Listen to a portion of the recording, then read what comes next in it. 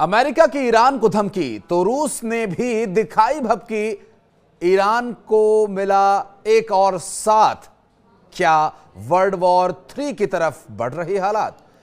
नमस्कार, मैं हूं आशीष त्रिपाठी। न्यूज 18 के डिजिटल प्लेटफॉर्म पर आपका स्वागत है। और ये वीडियो अंत तक देखेंगे तो आप समझ पाएंगे कि ईरान को अमेरिका ने जो बम मारने की धमकी दी थी, अब अमेरिका को क्या क्या किस तरह से धमकियां और प्रतिक्रियाएं देखने को मिल रही हैं। ईरान पर बम मारने की धमकी के बाद नए नए दोस्त बने पुराने दुश्मन भी अपने असली रंग में नजर आने लगे हैं। हम बात कर रहे हैं नई नई गलबैयां करते अमेरिका और रूस की, क्योंकि रूस अब अपने असली रंग में आ गया है।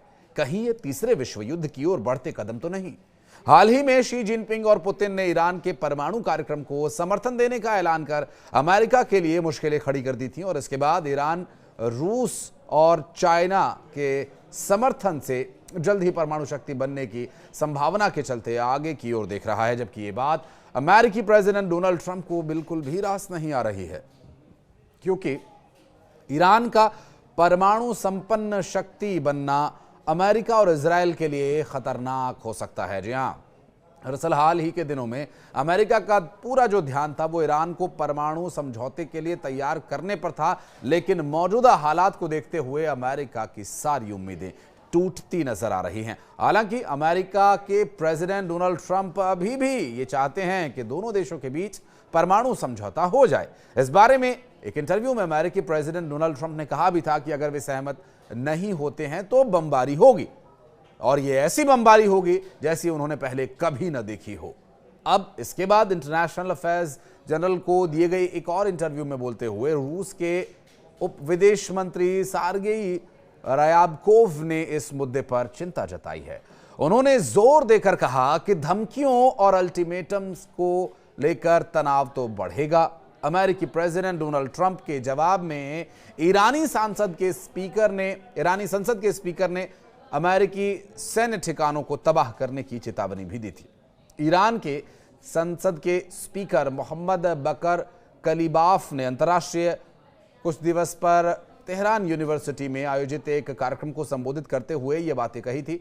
और इसके पहले एक रिपोर्ट में ये कहा गया था कि अमेरिकी प्रेसिडेंट डोनाल्ड ट्रंप ने चेतावनी दी है कि अगर ईरान ने अपने परमाणु कार्यक्रम पर समझौता करने से इनकार किया तो वो ईरान पर बमबारी करने का विचार करेंगे। और ईरान को इस बात का पूरा एहसास है कि अगर अमेरिका उस पर हमला करता है तो रूस और चाइना उसके साथ खड़े होंगे। अमेरिका के खिलाफ वैश्विक समीकरण में ये दो बड़े खिलाड़ी ईरान की ताकत को और मजबूत कर रहे हैं। एक और खिलाड़ी है, उसकी भी बात करेंगे।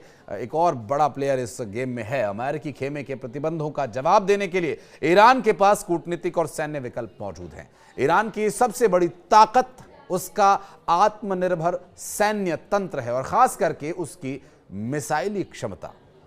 ईरानी मिसाइली रिवॉल्यूशनरी गार्ड्स कॉम्स के वरिष्ठ commander general Amir Ali Hajizadeh ने अमेरिका को चेतावनी देते हुए कहा कि अमेरिका के क्षेत्र में कम से कम 10 सैन्य ठिकाने हैं जहां 50,000 सैनिक तैनात हैं। अगर वे हम पर हमला करते हैं तो उन्हें कड़ा जवाब मिलेगा। ईरान ने केवल बयानबाजी तक खुद को सीमित नहीं रखा, बल्कि उसने संयुक्त राष्ट्र के जरिए भी अमेरिका को सीधी चेतावनी भेजी है। और संयुक्त राष्ट्र में ईरान के राजदूत अमीर सईद इरवानी ने अमेरिका की धमकियों को गैर जिम्मेदाराना करार देते हुए सुरक्षा परिषद को पत्र भी लिखा है।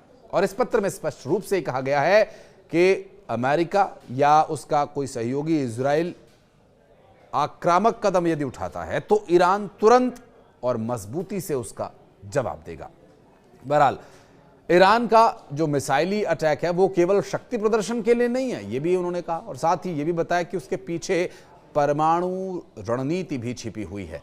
और अमेरिका पर दबाव बनाने के लिए ईरान ये जताने की भी कोशिश कर रहा है कि अगर हालात बिगड़े तो वो परमाणु हथियारों का इस्तेमाल करने के लिए मजबूर होगा। और यही वजह है कि अमेरिका की धमकियों के बावजूद ईरान डरने के बजाय सीधा टकराने की तैयारी भी कर रहा है।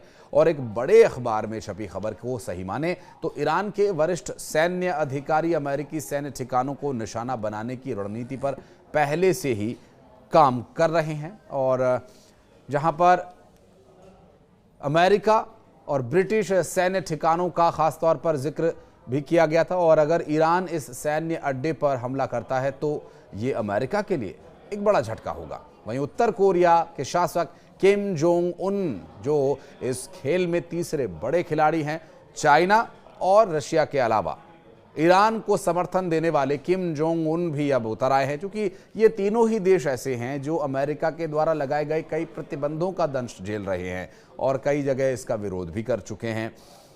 अमेरिका के खिलाफ अब किम जोंग उन पूरी तरह से उतर आए हैं। आपको याद होगा उत्तर कोरिया के किम जोंग उन के उस वक्त के बयान और परमाणु हथियारों से हमला करने की धमकी देना और परमाणु हथियारों से अमेरिका को डराते रहना और ईरान का परमाणु कार्यक्रम में सपोर्ट करना पूरी दुनिया के लिए ये गंभीर चिंता बना हुआ है, खासकर अमेरिका के लिए। हाल ही में जारी रिपोर्ट्स के अनुसार ईरान ने अपने यूरेनियम के भंडारों को तेजी से बढ़ाया है, जिससे वो परमाणु हथियार बनाने की दिशा में आगे बढ़ भी सकता है। अमेरिका में ट्रंप की जीत के बाद से ईरान के यूरेनियम भंडार में वृद्धि का एक बड़ा खतरा साबित हो सकता है। वर्तमान परिस्थितियों को देखते हुए अगर ये कहा जाए कि अमेरिका और रूस जो नए नए दोस्त बने थे, अब वो एक बार फिर से दुश्मन बन जाएंगे क्या? क्योंकि ईरान के ऊपर लगे प्रतिबंध, रूस के, चाइना के ऊपर और साथ साथ किम जोंग उन के उत्तर कोरिया पर लगे प्रतिबंधों से हर कोई वाकिफ है और इन प्रतिबंधों का सिर्फ एक कारक है, वो है अमेरिका। यदि ये सारे देश एक साथ आ जाते हैं या फिर परमाणु शक्ति बनने के लिए जो ईरान जो प्रयास कर रहा है और इन प्रयासों को विफल करने के लिए अमेरिका यदि हमला करता है और ये सब यदि होता है, तो क्या वर्ल्ड वॉर 3 की ये सुगबुगाहट है? हम उम्मीद करते हैं कि ऐसा कुछ ना हो, शांतिपूर्ण तरीके से सारे काम होने चाहिए। लेकिन वर्तमान परिस्थितियां किस ओर इशारा कर रही हैं, ये आप अपने विवेक से तय करके अब कमेंट सेक्शन में उपस्थिति दर्ज कराएंगे तो हम भी समझ पाएंगे कि इस वीडियो को देखकर आप इस मुद्दे पर कितनी समझ रखते हैं या फिर आप क्या समझना चाहते हैं। बहरहाल इस वीडियो को लेकर अगर आप कुछ कहना चाहते हैं तो ज़रूर कमेंट सेक्शन में अपनी उपस्थिति दर्ज कराइएगा। अगर ये वीडियो आपको इन्फॉर्मेटिव लगा तो ज़रूर इसे शेयर कीजिएगा अपने दोस्तों के साथ, अपने चाहने वालों के साथ। और इस वीडियो को शेयर करने के साथ अगर आप फेसबुक पर ये पेज पर वीडियो देख रहे हैं तो पेज को लाइक ज़रूर कीजिएगा। और अगर यूट्यूब पर ये वीडियो आपने देखा और अगर अभी तक आपने चैनल को सब्सक्राइब नहीं किया है तो प्लीज़ इसे सब्सक्राइब कीजिएगा। धन्यवाद।